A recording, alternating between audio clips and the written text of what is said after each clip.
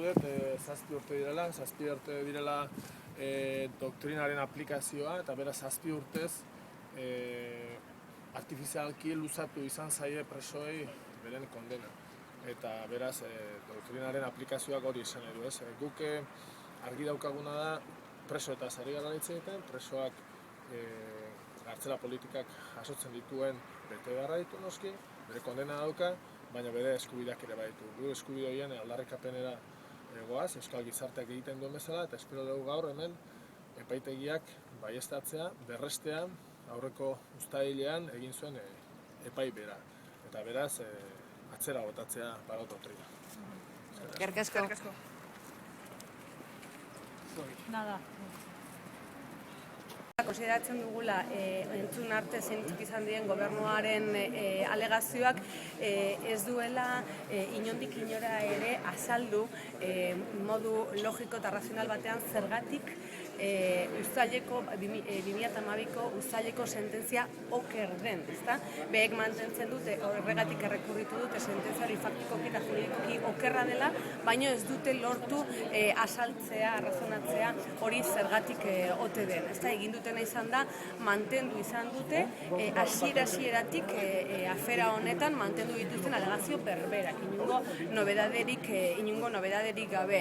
Nere ustez saiatu dira konzeptuak nahazten ekiritzeko zein den hemen afera. Eta afera da giza eskubideak aplikatu behar direla modu universal batean eta doktrinak hori ezabatzen du eta berebiziko garrantzia du ere nola aritu behar duen balizko zuzenbide estatu bat bermatzeko giza eskubideak eta ez okertzeko, ez bortzatzeko legeak lortzeko helburu politikoa, kasu honetan ematen den moduan.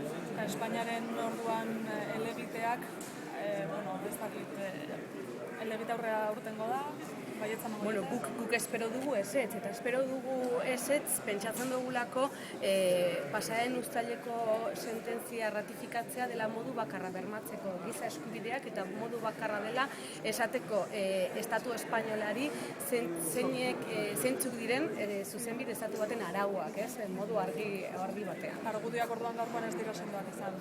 Gure ustez gobernuak egin behar zuena zen asaldu zergatik okertu den tribunala. Oinarri hori egon badago sententzia oso sendo bat esaten duena doktrinak urratzen dituela giza eskubideak. Beraz, gobernuak argudiatu behar zuen zergatik den okerra, eta hori ez dugu entzun lista honetan. Eskerrik asko. Beraz, zigidaren zat biziki inportata zen gaur ez, giza eskubideen gorte honetan ez, agertzea inoiz derri horren ez, kasua berriz aztertzen zelako eta azkenan ez, Parot doktrinarena ez, berriz aztertzen zelako. Espero dugu, joan den udako erabakia berriz hartuko dela ez, eluden haste eta edo hilabetetan izan ez, erantzuna. Erantzun hori biziki importantea da gaur egun ez, den bake prozesuaren baitan ez, maiten alko zen ez, pausu bat behintzatzen zojetan eta presoen gaiaren inguruan. Donc, espero dugu eta interpelatzen dugu gaur Europako komunitatea ez, pausu bat ematea zentzu honetan eta ez, atxikitzea joan udako erabakia.